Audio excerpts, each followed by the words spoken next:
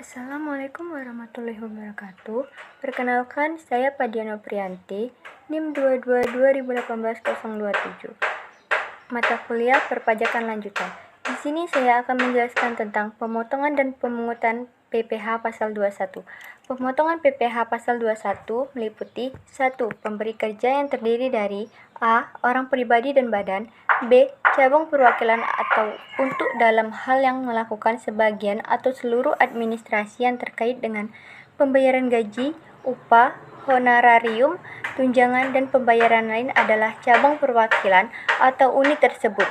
Yang kedua, bendahara atau pemegang kas pemerintah, termasuk bendahara atau pemegang kas pada pemerintah pusat, termasuk institusi TNI atau Polri, pemerintah daerah, instansi atau lembaga pemerintah, lembaga-lembaga negara lainnya, dan kedudukan besar Republik Indonesia di luar negeri yang membayar gaji, upah, honorarium, tunjangan, dan pembayaran lain dengan nama dan bentuk apapun sehubungan dengan pekerjaan atau jabatan, jasa, dan kegiatan.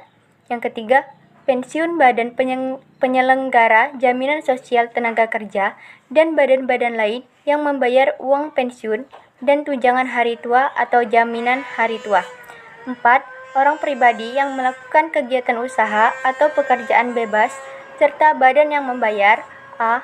Honorarium, komisi, fee, atau pembayaran lain, sebagian imbalan sehubungan dengan jasa dan atau kegiatan yang dilakukan oleh orang pribadi dengan status subjek pajak dalam negeri, termasuk jasa tenaga ahli yang melakukan pekerjaan bebas dan bertindak untuk dan atas nama sendiri, bukan untuk dan atas nama persekutuannya.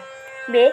Honorarium, komisi, fee, atau pembayaran lain sebagai imbalan sehubungan dengan kegiatan dan jasa yang dilakukan oleh orang pribadi dengan status subjek pajak luar negeri. C. Honorarium, komisi, fee, atau imbalan lain kepada peserta pendidikan pelatihan dan magang. Yang kelima, penyelenggaraan kegiatan termasuk badan pemerintah, organisasi yang bersifat nasional dan internasional, perkumpulan orang pribadi, serta lembaga lainnya yang menyelenggarakan kegiatan yang membayar honorarium, hadiah, atau penghargaan dalam bentuk apapun, wajib pajak orang pribadi dalam negeri berkenaan dengan suatu kegiatan. Pemungutannya: 1. Bendahara pemerintah dan kuasa pengguna anggaran atau KPA sebagai pemungut pajak pada pemerintah pusat, pemerintah daerah, instansi atau lembaga pemerintah, dan lembaga-lembaga negara lainnya berkenaan dengan pembayaran atas pembelian barang. Yang kedua, bendahara pengeluaran untuk membayar yang dilakukan dengan mekanisme uang persediaan atau UP.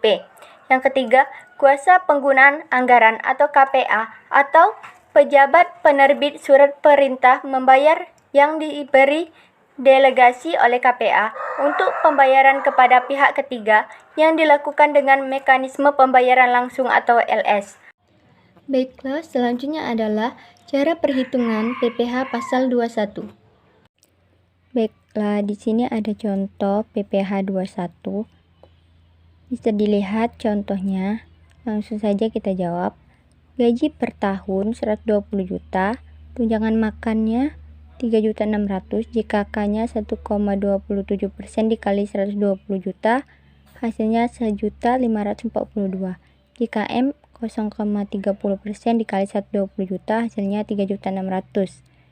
Semuanya ditambah, totalnya 128.742.000. Bonusnya 5 juta, hasilnya 133.742.000. Itu dapat dari 128.742.000 ditambah 5 juta. Selanjutnya pengurangan biaya jabatan 5% maksimal, yaitu 6 juta. Iuran pensiun dibayar sendiri 2.400.000. JHT-nya 2% dikali 120 juta, hasilnya 2.400.000.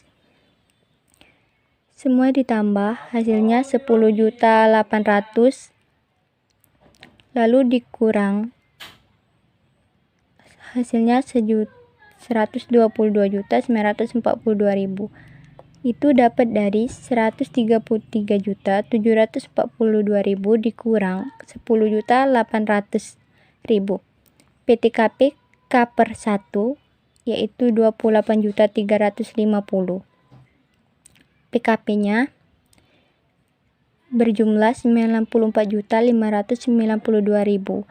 Itu dapatnya dari 122.942.000 dikurang 28.350.000. Karena PKP ada lapisan tarif kedua, maka rumus close up yang dipakai adalah lapisan kedua. Rumusnya PKP di atas 550 juta sampai dengan 250 juta, pajaknya 1 sampai 0,85 PKP dikali 15% dikurang 5 juta. Pajaknya 0,85, PKP-nya 94.592.000 dikali 15% dikurang 5 juta, yaitu berjumlah 10.810.353. Untuk tahap keduanya masih sama dengan yang tadi. Gaji per tahun 120 juta, tunjangan makan siang 3.600.000, tunjangan pajak 10.810.000, JKK-nya 1.542.000, JKM-nya 3.600.000, jadi hasilnya 1.159.552.313. Bonusnya 5 juta, hasilnya 144.552.353. Itu didapat dari 139.552.353 ditambah 5 juta tadi. Dikurang pengurangannya, biaya jabatan 6 juta, iuran pensiun 2.400.000, JHT-nya 2% dikali 120 juta. Hasilnya 2.400.000. Semua ditambah jadi hasilnya 10.800.000. Lalu dikurang dengan 144.552.353, hasilnya 133.752.353. PKP K per 1-nya 28.350.000. PKP-nya 133.752 dikurang 353 dikurang 28.350.000, hasilnya 105.402.353. Itu PKP-nya. Selanjutnya PPh terutangnya, PPh 21 sama dengan 5% dikali 50 juta sama dengan 2.500.000. Penjelasan perhitungan net method, gross method, dan gross up method. Yang pertama, gross method. Apabila PPh 21 terutang dibayar sesuai oleh karyawan yang bersangkutan. Si A TK per 0. Gaji sebulan 2 juta. PPh yang dibayar sendiri 30.000. Total home pay-nya 1.970.000. Gaji dikurang dengan PPh 21 dibayar sendiri. 2. Net method, yaitu PPh 21 dibayar atau ditanggung pemberi kerja. Si A TK per 0, gaji sebulannya 2 juta, PPh yang dibayar sendiri 30.000. 30.000 ini merupakan kenikmatan, bukan biaya bagi pemberi kerja. Jadi, take home pay-nya tetap, yaitu 2 juta. 3. Gross up method. Karyawan diberikan tunjangan pajak atau gaji dinaikkan sebesar pajak yang dipotong. Si A TK per 0, gaji sebulannya 2 juta, tunjangan PPh 30.000, merupakan biaya bagi pemberi kerja sehingga bisa mengurangi pajak.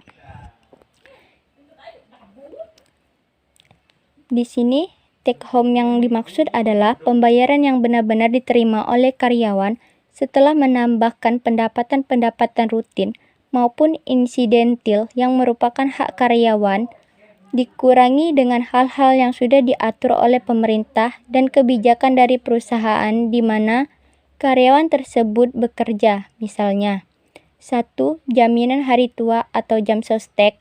2. pajak penghasilan pribadi atau PPh 21.